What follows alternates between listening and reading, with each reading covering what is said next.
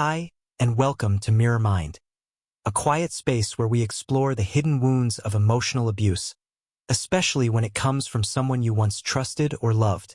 Here, you are not judged. You are not blamed. You are believed. Whatever brought you here, I just want to start by saying, I see you.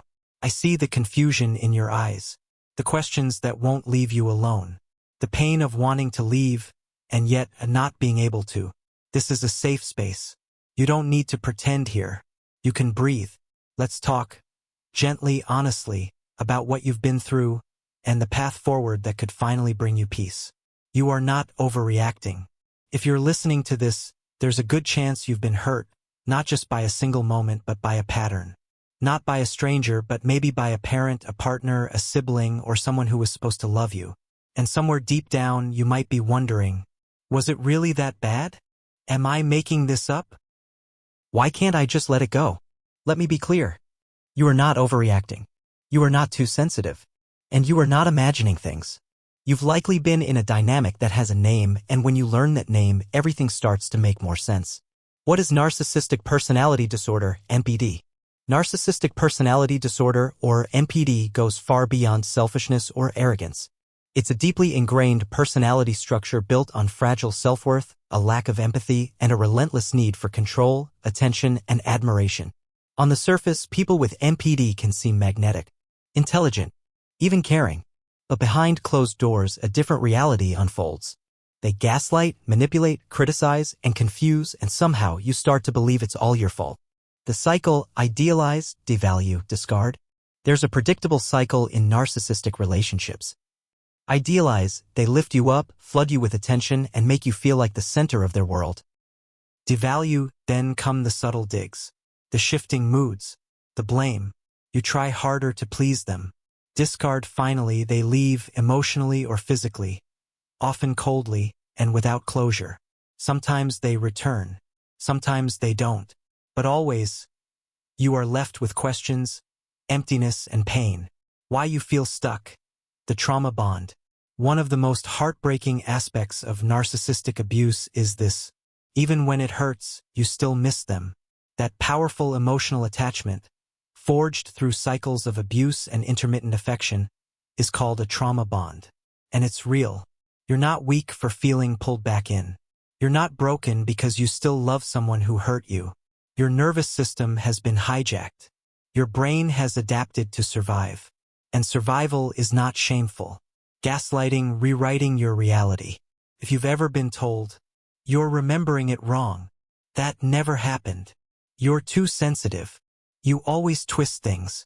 You've likely been gaslit. Gaslighting is emotional manipulation that makes you question your own mind. Over time, you lose faith in your perceptions and lean more and more on theirs. And when that happens, they control the truth and they control you. Losing yourself. You may have noticed how your voice has gotten quieter, how your opinions feel risky, how your joy has dimmed. That's not a coincidence.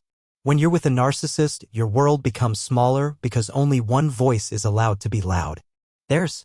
You start walking on eggshells. Not to be peaceful, but to stay safe. And when people outside don't see what's really going on, it can feel like gaslighting all over again. Why boundaries feel so hard? Boundaries are essential for emotional health. But when you try to set them with a narcissist, they often ignore them, mock them, punish you for having them. Because to them, your boundary is an insult. It tells them they're not in control. But here's what you need to hear today. You are allowed to say no. You are allowed to need space. You are allowed to protect your peace even if they call it selfish. The turning point: do I stay or do I go? At some point, every survivor asks this. What do I do now? And the most common answers you'll hear are, go no contact, cut them off completely. Or low contact, set strong limits, but stay in touch. But which one is right for you? Which one actually works? That's what we're going to explore fully, compassionately, and without pressure in the next part of this series. You're already healing. Just by listening to this, you've already started something powerful. You're no longer in the fog. You're reaching for clarity, for truth, for yourself. This isn't about revenge. It's not even about them. It's about reclaiming your life, one gentle truth at a time. So take a breath. Rest if you need. And when you're ready, we'll talk about no contact, what it really means, and why it changes everything. In this part, we're going to talk about something you may have heard over and over again in recovery spaces. Go no contact. It sounds simple, but if it were easy, you wouldn't still be searching for answers. So let's slow it down, strip away the judgment, and really understand what no contact actually means and what it doesn't. What is no contact? No contact is exactly what it sounds like. Completely cutting off communication with the narcissist. No texts, no phone calls, no emails, no checking their social media, no sending just one last message, no answering the door when they show up, no asking about them through mutual friends. It is complete and intentional silence. Not to punish them, but to protect you. Why no contact works, the brain science. When you're trauma bonded, your brain is literally addicted to the cycle. The highs, the lows, the uncertainty, the crumbs of validation. Going no contact is like detox. Your nervous system needs space and stability to rewire itself. Without that space, healing becomes almost impossible because every text, every comment, every accidental bump into them resets the pain. It's like pulling out a splinter every day and wondering why the wound won't heal. But what if I still love them? You can go no contact and still love them. You can go no contact and still miss them. You can go no contact and still cry over the good memories. Going no contact doesn't mean your heart turned off. It means your self-worth turned on. You're choosing the healthiest possible action even if your emotions aren't there yet. This is strength. This is healing. This is love for yourself. The panic of silence. Here's what most people don't talk about. The first days or weeks of no contact can feel worse than the relationship itself. You may feel withdrawal. You may feel desperate to reach out. You may dream about them. You may second-guess everything. This is normal. This is not a sign that no contact is wrong. It's a sign that the trauma bond is unraveling. And you're going to get through it. Expect the hoovering. When a narcissist senses your silence, they often come back with what's called a hoover. They might send a heartfelt apology. Pretend nothing ever happened. Use a mutual friend to contact you. Suddenly change. Make you feel guilty. Or even act like they're the victim. This isn't love. This is manipulation disguised as remorse. Their goal? To re-enter your life and regain control. Your silence terrifies them because they no longer get to write the story. How to stay no contact. Let's talk about real tools. Because intentions are good, but you need support to follow through. Block their number. Not mute block. Delete old messages. They are emotional landmines. Use a password manager so you don't accidentally log into their profiles. Tell a trusted person. Ask them to remind you why you went no contact. Write a letter. But don't send it. Let your emotions out without opening the door. Therapy helps, especially with a trauma-informed or NPD-aware therapist. And most importantly, don't wait to feel ready. Start before you feel ready. Because clarity often comes after distance, not before. What you gain in the silence. Here's the part that takes time but is so worth it. When you stay no contact, slowly, gently, you start to feel peace, clarity, emotional regulation, less anxiety, trust in your own thoughts, a return of your personality, joy, quiet, unforced joy. It won't be immediate, but it will come. And one day you'll look back at the silence and realize that silence saved you. But what if I can't go no contact? You might be thinking, but I have to co-parent with them. They're my parent and I live with them. We share a business. I'm not financially free yet. That's okay. Not everyone can go no contact, and in part 3 we'll talk about low contact. What it is, how to do it safely, and when it's actually the better choice. This journey is not about perfection. It's about protection. You're not alone. As we close this part, I want you to remember. You're not crazy. You're not too emotional. You're not weak for wanting peace. You're not selfish for cutting off someone who made you doubt your own worth. You are brave. You are healing. You are enough. No contact isn't a wall. It's a door back to you. What is low contact and when does it work? Not everyone can disappear. Not everyone can slam the door and never look back. Maybe you share custody. Maybe you still live in the same house. Maybe they're your boss. Or your sibling. Or a parent you still rely on financially. You're not weak because you can't go no contact. You're real. You're navigating life. You're doing your best with what you have. That's where low contact comes in. Low contact is about limits. It's about protecting yourself. Even in the places where total escape isn't possible yet. Let's talk about what it looks like and how to do it safely. The essence of low contact. Low contact is not a loophole. It's not less than no contact. It's not failure. It's a boundary system customized to your life that gives you space, clarity, and control when complete detachment isn't an option. Low contact means you decide when and how communication happens. You stick to neutral topics only, especially if co-parenting. You don't explain. You don't justify. You don't defend. You communicate through third parties or apps when possible. You stop feeding their emotional hunger, no reactions, no drama. It's not about freezing them out with anger. It's about protecting your nervous system with intention. Gray rock, your emotional shield. One of the most powerful tools in low contact is called the gray rock method. The idea is simple. Become emotionally uninteresting. Don't give reactions. Don't share personal stories. Don't express outrage, hurt, or excitement. Be bland. Be boring. Be like a gray rock. Why? Because narcissists feed on emotion. They crave drama, praise, fights, adoration, anything that gives them control over your emotional state. When you stop giving them that fuel, they lose power. They might ramp up at first, push harder, provoke more, but eventually they get bored. And boredom in this context is your freedom. The low contact mindset, intentional, not emotional. Going low contact requires a mindset shift. It's not just about what you do, it's about how you see them. You start to understand. They won't change. They don't hear your pain. They twist your words not because you're unclear, but because they want control. When you stop trying to explain, fix, or prove your point, you reclaim your power. Every time you disengage from their games, you tell your nervous system, "You're safe now. I've got you." And that matters more than any argument you'll ever win. When low contact becomes necessary. Here are some situations where low contact is often the safest and most realistic choice. 1.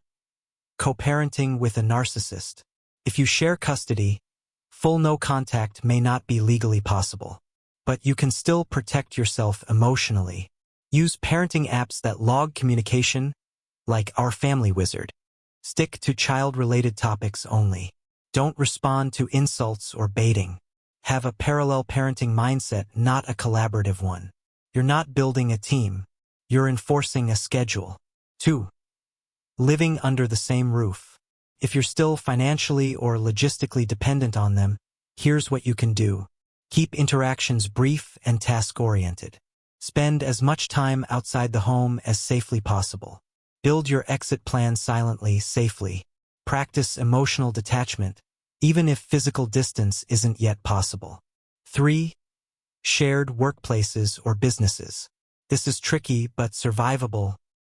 Keep things professional, not personal. Document everything. Avoid one-on-one meetings when possible.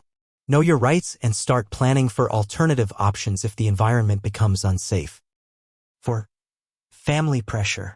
If you're still expected to attend family events, speak with them, or pretend things are fine for the sake of peace. Low contact may be your bridge.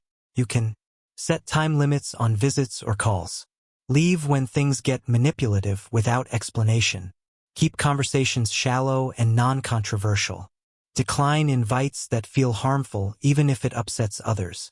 Remember, protecting your mental health is not rude. It's responsible. The cost of low contact. Low contact can feel like walking a tightrope. You're still in their orbit, and that means they can still trigger you. They can still lie about you. They can still pretend you're the problem. They can still try to reel you back in. It takes vigilance. It takes constant self-checks. It takes daily decisions to choose peace over chaos. You may still feel guilt. You may still grieve the relationship you hoped for. You may wonder if you're doing the right thing. And that's okay. Healing isn't about never questioning yourself. It's about choosing to honor what you know even when it's hard. When low contact starts to feel like no contact, here's something surprising. Sometimes low contact slowly becomes no contact and you barely notice it happening. As you grow stronger, the texts feel easier to ignore. The bait becomes obvious and boring. The guilt fades. The silence feels comforting. Eventually, one day, you just stop responding. And it doesn't feel like rage. It feels like peace. That's how healing works.